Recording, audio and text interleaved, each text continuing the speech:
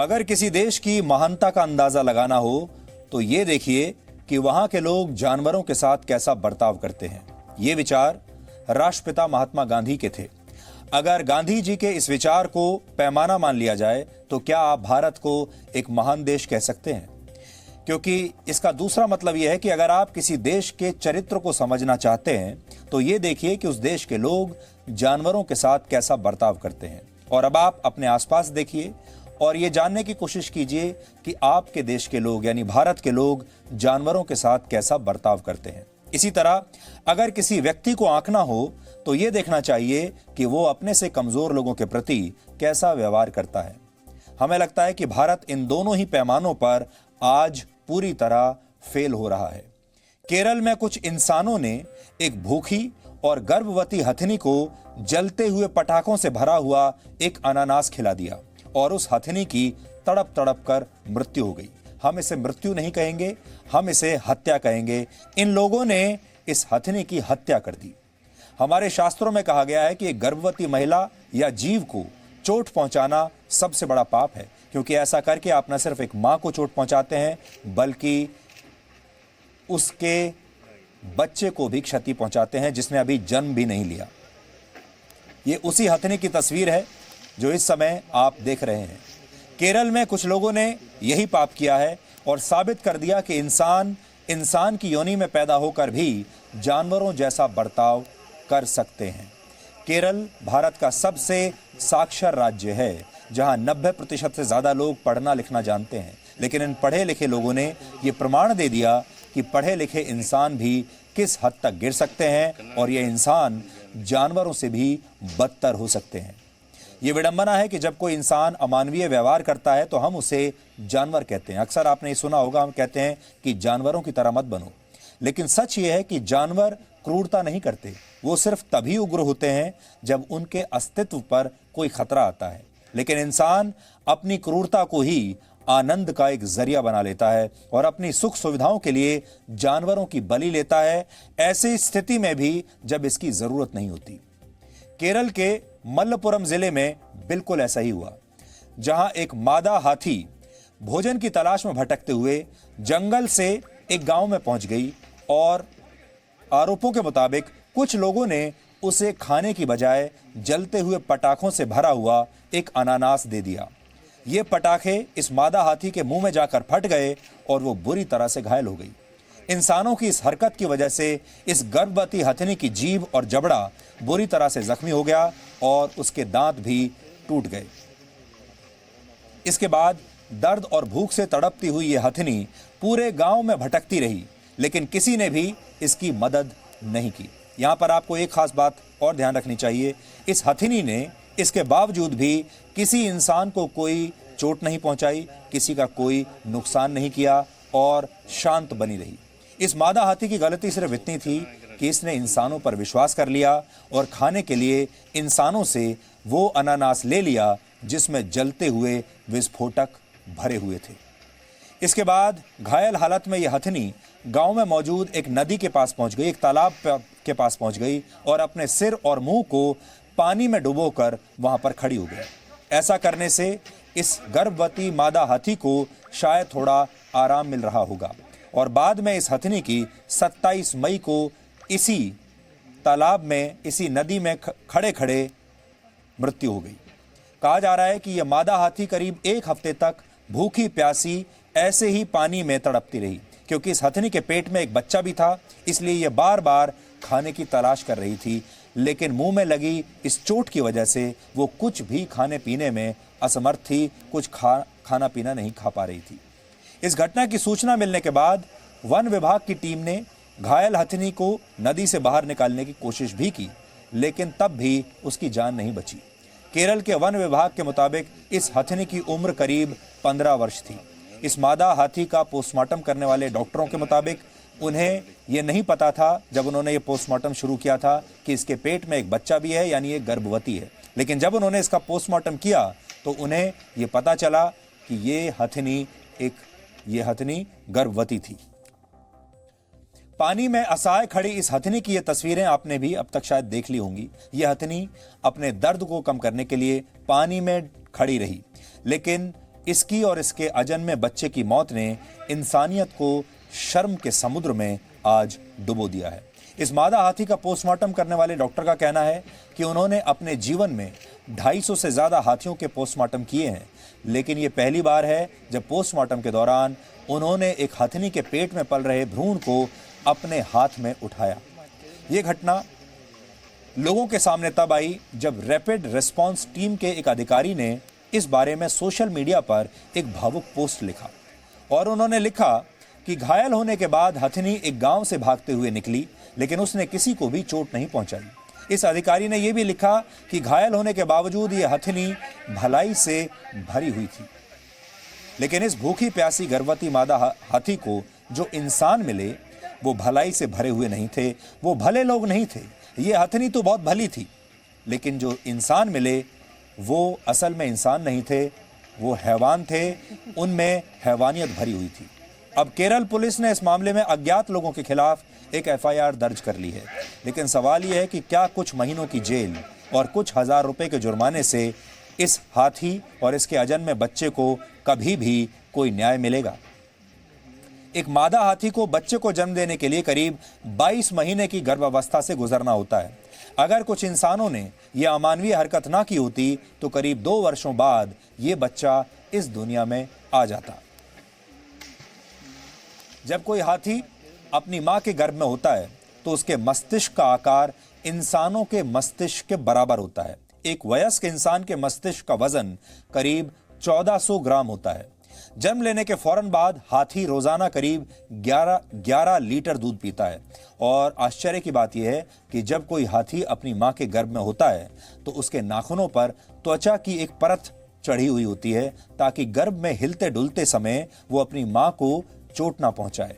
यानी प्रकृति जन्म के साथ ही इस बात की व्यवस्था भी कर देती है कि कोई किसी को अनजाने में ये जो बच्चा है ये अपनी मां को चोट ना पहुंचाए, लेकिन इंसान ऐसा होने नहीं देता और वो जानवरों को चोट पहुंचाकर भी आनंद महसूस करता है।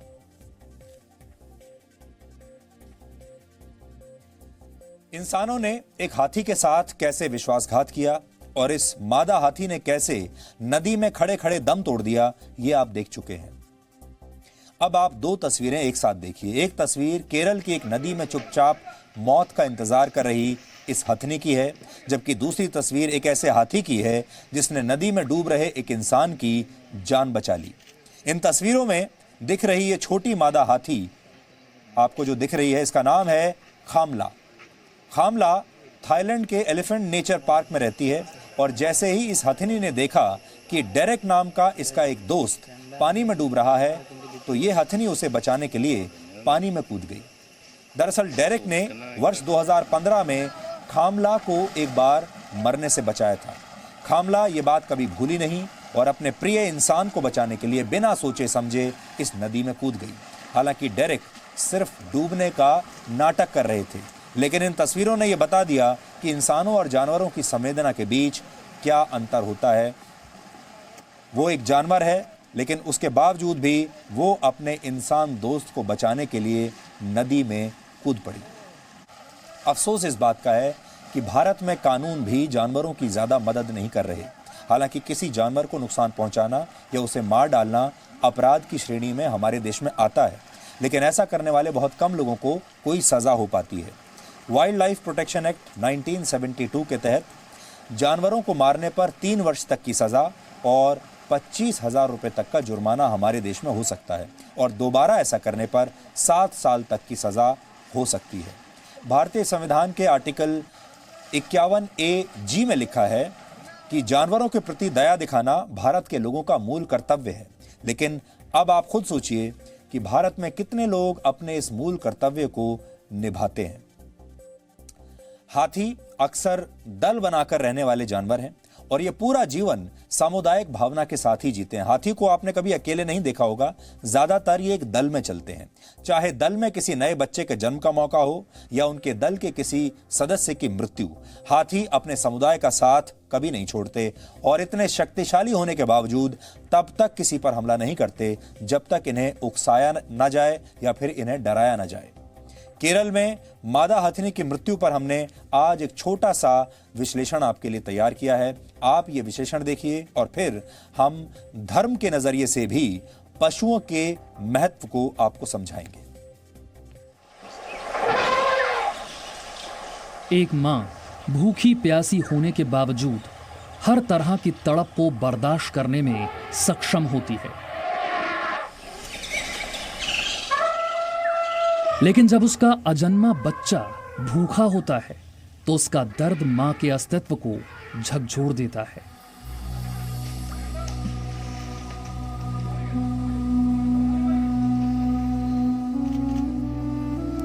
नदी में सिर डुबोकर खड़ी इस हथनी ने दर्द की वजह से अपना चेहरा पानी में डुबो लिया, या इंसानों के विश्वासघात ने इसे इस स्थिति में पहुंचा दिया, इसका फैसला तो आप ही करें। लेकिन ऐरावत के इस देश में हिकारत भरी इस घटना ने पूरी इंसानियत को शर्मसार कर दिया है। We actually got information from local people that there is a injured, elephant, single elephant roaming around close to the buffer area. I mean, between the private and the forests. So when our staff went to saw, they saw that the lower jaw portion was exposed, and the animal was not feeding. It was moving around. Then after some time, the animal was lying down. Then I think on 24th we got information that the elephant had come down and came into this stream. So even then also there was no the animal did not take any solid matter, only water. It was very weak. Or if you saw it before we could take the animal out, the animal had collapsed. हाथी इंसानों की तरह बेदिल नहीं होते।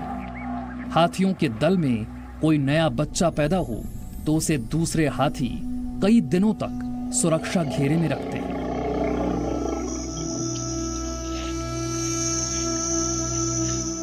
इसी तरह दल के किसी सदस्य की मौत हो जाने पर पूरा झुंड उस पर अफसोस जाहिर करता है, लेकिन इंसान शायद ही किसी जानवर की मौत पर अफसोस जाहिर करता है। वो जानवरों का इस्तेमाल अपने मनोरंजन, अपने ऐशो आराम, अपनी खुशी के लिए करता है। हाथी ही क्या, कोई भी जानवर तब तक हमारा साथी नहीं बन सकता जब तक हम उसे सिर्फ उसके बेजुबान और कमजोर होने की सजा देते रहेंगे। अगर आपको भी किसी जानवर को तड़पते हुए देखकर खुशी होती है तो आज आप अपने आप से पूछिएगा जरूर कि आखिर जानवर कौन है। ब्यूरो रिपोर्ट, जी मीडिया। अब यहां आपके मन में यह सवाल भी उठ रहा होगा कि इस हथनी की हत्या के लिए आखिर कौन जिम्मेदार है। आज हमने ये बात भी पता लगाने की कोशिश की। केरल पुलिस अभी इस मामले के आरोपियों को गिरफ्तार अभी तक नहीं कर पाई है, यानी केरल की पुलिस भी काफी हद तक इसके लिए जिम्मेदार है। हमारे जैसे लोगों के खिलाफ एफआईआर लिखने में केरल पुलिस को कुछ मिनट लगते हैं, लेकिन जहां एफआईआर होनी चाहिए, जहां लोगों को पकड़ा जाना चाहिए, वहां केरल पुलिस काम नहीं करती। इसके अलावा जिस इलाके में यह घटना हुई है वहां के वन्य अधिकारी भी इस घटना के लिए पूरी तरह से जिम्मेदार हैं, क्योंकि वो समय रहते इस हथनी के बारे में पता नहीं लगा पाए और ना ही इसकी जान बचा पाए। इसके अलावा वो लोग भी इसके लिए जिम्मेदार हैं जो इस इलाके के लोगों का प्रतिनिधित्व देश की संसद में करते हैं या फिर राज्य की विधानसभा में करते हैं। कांग्रेस के नेता राहुल गांधी वायनाड की जिस संसदीय सीट से जीतकर इस बार लोकसभा में पहुंचे हैं, वो भी इसी मल्लापुरम का हिस्सा है, यानी राहुल गांधी भी इस जिम्मेदारी से बच नहीं सकते। वो यहां के सांसद हैं और अगर वो कुछ कर नहीं सकते तो कम से कम 2-4 फोन लगाकर केरल की सरकार से इसके बारे में जानकारी ले सकते हैं और पुलिस से भी वो बात कर सकते हैं अगर चाहें तो। इसके अलावा केरल के मुख्यमंत्री की भी जिम्मेदारी तय होनी चाहिए, क्योंकि वो राज्य के मुख्यमंत्री हैं और केरल हाथियों पर अत्याचार के लिए बदनाम है। इसलिए उन्हें भी हाथियों को बचाने के लिए सख्त कानून लाने पर विचार करना चाहिए, जो उन्होंने किया नहीं। लेकिन बहुत सारे लोगों के लिए यह घटना न्यूज बनने की असल में योग्यता ही नहीं रखती। आज हम आपसे भी यह पूछना चाहते हैं, आपको क्या लगता है कि यह खबर न्यूज है या ये नहीं है? ये खबर हेडलाइन होनी चाहिए या नहीं होनी चाहिए? क्या ये डीएनए की पहली खबर होनी चाहिए थी या नहीं होनी चाहिए थी? हमारे देश में जानवर तो छोड़ दीजिए, किसी व्यक्ति की मौत भी हेडलाइन तब बनती है जब पहले उसके धर्म और उसके जाति को चेक कर लिया जाता है। धर्म और जाति चेक करने के बाद यह तय होता है कि इस इंसान की मौत की खबर हेडलाइन बनेगी या फिर नहीं बनेगी। और हो सकता है कल के अखबारों में आपको ये खबर कहीं अंदर के पन्ने पर छोटी सी खबर कहीं दिखाई दे जाए। आज के भी अखबारों में कहीं कहीं छोटी खबर छपी है, लेकिन आज हम इसलिए इस खबर का विश्लेषण कर रहे हैं क्योंकि ये देश के चरित्र के बारे में आपको बहुत कुछ बताती है। जिस देश में एक बेजुबान जानवर को इस तरह मार दिया जाए, उसकी हत्या कर दी जाए, उस देश के चरित्र के बारे में आप क्या कहेंगे? और ये घटना अभी की नहीं है, इस घटना को समय हो चुका है। धीरे धीरे धीरे केरल में पहले ये जिले में खबर फैली, उसके बाद राज्य में फैली, और यहां दिल्ली तक पहुंचते पहुंचते, बंबई तक पहुंचते पहुंचते, देश के मेन स्ट्रीम मीडिया तक पहुंचते पहुंचते इस खबर को 1 हफ्ता लग गया। करीब 1 दशक पहले तक भारत में हाथियों की संख्या 10 लाख से ज्यादा हुआ करती थी, लेकिन अब इनकी संख्या घटते घटते 27,000 से भी कम रह गई है। हाथियों की मौत के मामले में केरल भारत का सबसे बदनाम राज्य है, जहां हर 3 दिन में औसतन एक हाथी केरल में मारा जाता है। हैरानी की बात यह है कि केरल में हाथियों की दुर्दशा तब है जहां धर्म और राजनीति में इसे सबसे ज्यादा महत्व दिया जाता है।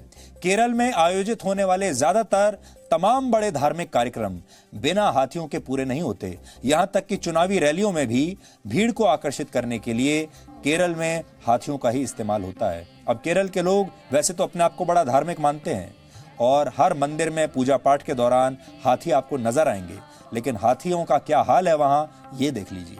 इसके अलावा बंधक बनाए गए हाथियों का इस्तेमाल लकड़ियों को ढोने के लिए भी किया जाता है। पिछले वर्ष सुप्रीम कोर्ट ने अपने एक आदेश में कहा था कि केरल में बंधक बनाकर रखे गए हाथियों की गिनती की जाए और सबका रजिस्ट्रेशन कराया जाए। इस आदेश का जो उद्देश्य था वो था हाथियों के साथ होने वाली क्रूरता को रोकना, लेकिन अफसोस इस बात का है कि जंगल से आए एक हाथी को यह अंदाजा भी नहीं था कि इंसान उसका ये हाल कर देंगे। भारत में इस समय करीब 2,500 हाथी ऐसे हैं जिन्हें आज भी बंधक बनाकर रखा गया है। करीब 1,800 हाथी ऐसे हैं जो मंदिरों में बंधक बनाकर रखे गए हैं या फिर किसी व्यक्ति ने इन्हें अपनी कस्टडी में बंधक बनाकर रखा हुआ है। केरल में करीब 500 हाथी ऐसे हैं जो बंधक बनाकर रखे गए हैं। दावा किया जाता है कि भारत में करीब 6,000 वर्ष पहले इंसानों ने हाथियों को पालना शुरू कर दिया था। हजारों वर्ष पहले सिंधु घाटी सभ्यता से मिले निशान और उनकी मोहरें भी ये बताती हैं कि उस जमाने में हाथी पाले जाते थे।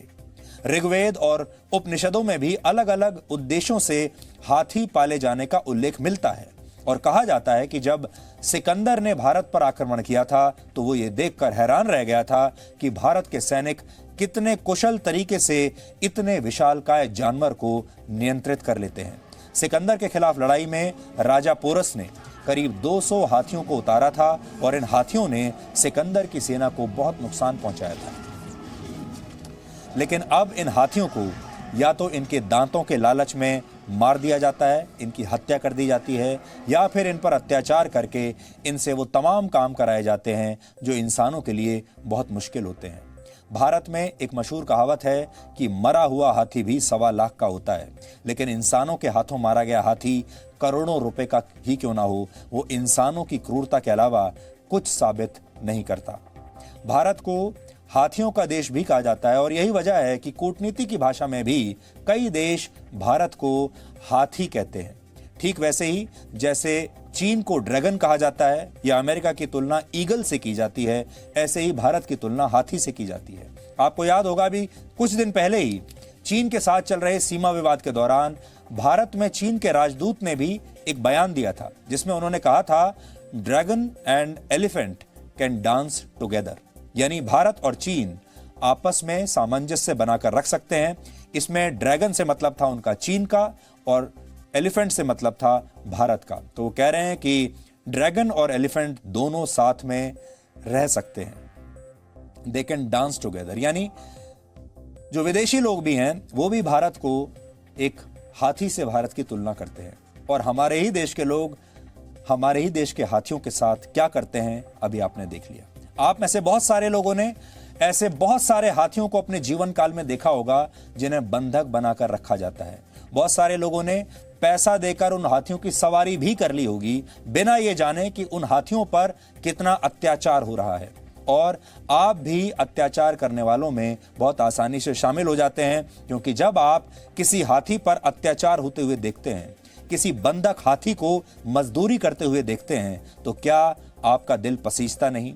क्या आप कभी अपने आप से ये नहीं सोचते कि इस हाथी को आजाद करा देना चाहिए? इस हाथी की असली जगह शहर नहीं है, ये सड़कें नहीं हैं, इसका असली घर जंगल है, और इस हाथी को जंगल में होना चाहिए और आजाद होना चाहिए।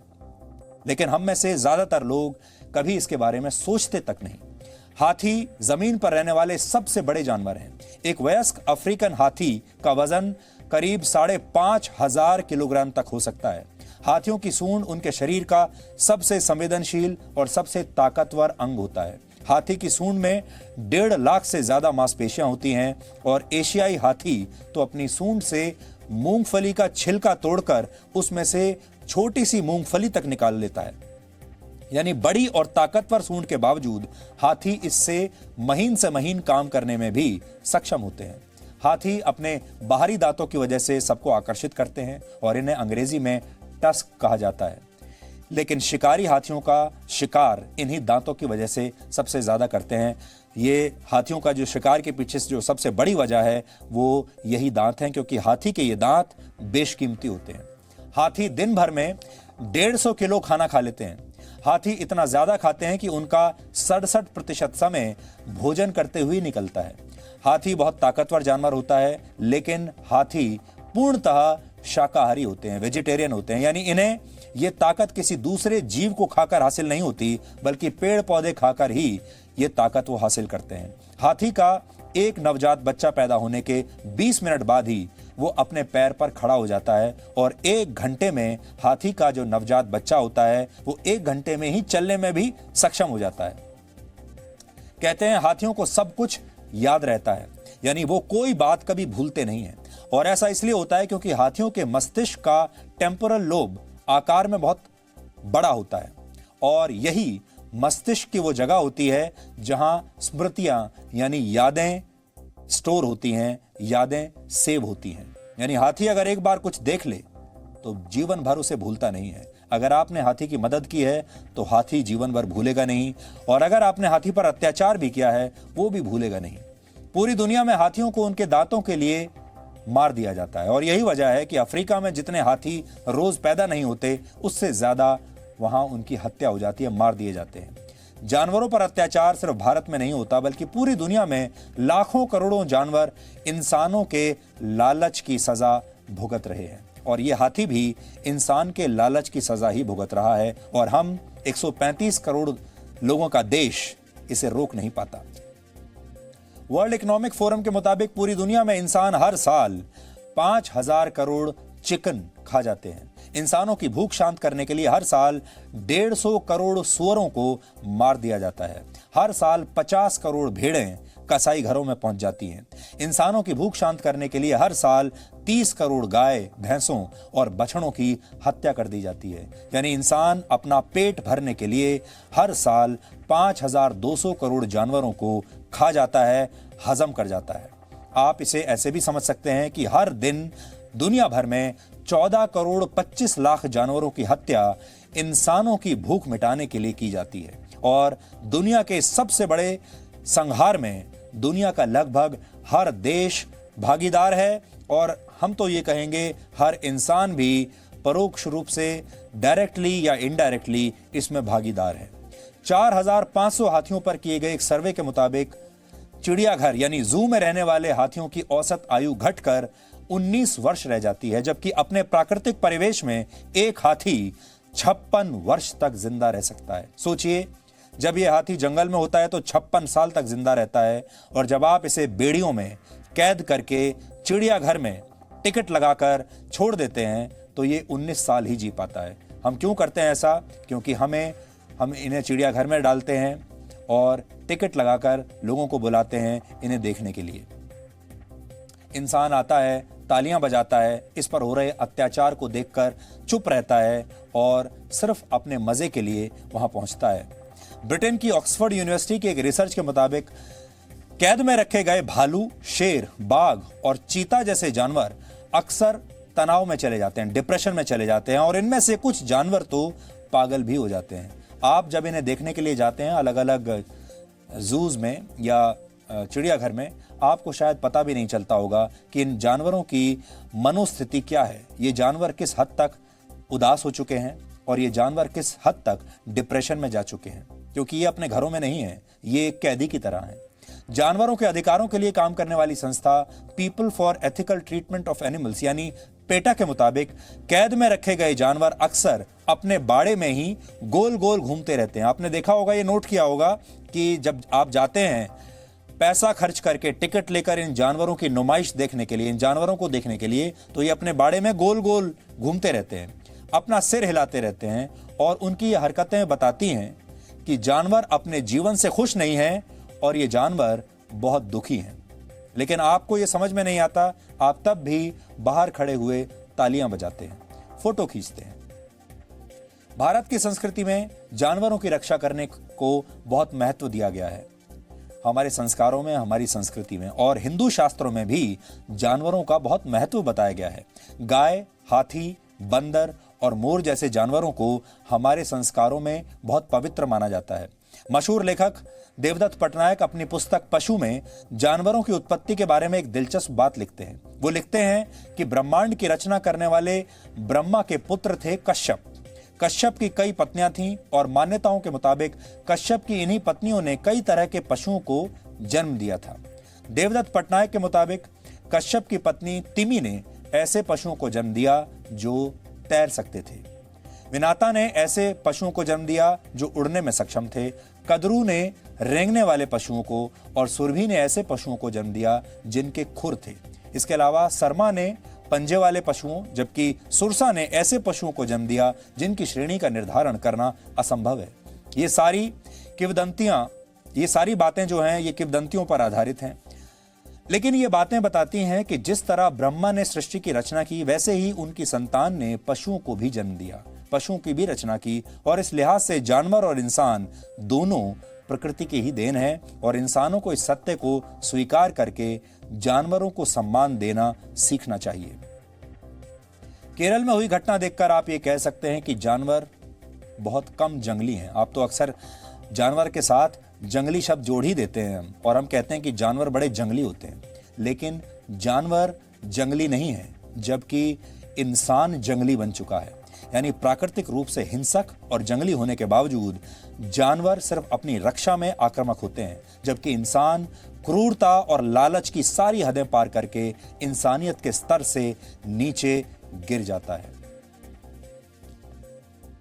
हमें उम्मीद है कि आज का यह विश्लेषण आपको पसंद आया होगा और अगर यह विश्लेषण देखकर आपके मन में कुछ विचार आ रहे हैं, जानवरों के प्रति अगर आपके मन में कोई दया भाव आ रहा है, तो हम ये समझेंगे कि आज की हमारी जो कोशिश है ये सफल रही।